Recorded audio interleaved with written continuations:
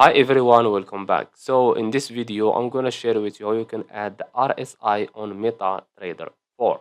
So just follow me and follow the steps. It's so easy and simple. So first of all, open your MT4 software and choose your currency. So in this video, we're gonna choose, so let's say USD CAD, for example. Okay, now let's zoom out a little bit and go to insert.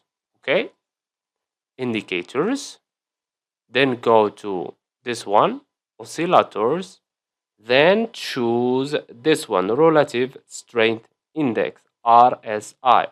Click on it, and as you can see here, we have the period. Choose the period you want, 14, 20, 50, 200, any period you want. And on level, you can choose the level you want.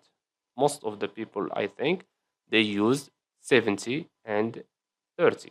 Okay, after that, choose the color you want, and let's say this one, green. You can change the type of the line if you want, and you can change the thickness. Okay, after you complete, just click on OK. And as you can see, this is our RSI. So I hope you found this video helpful. Don't forget to give us a like and subscribe. Thanks for watching, and see you in the next one.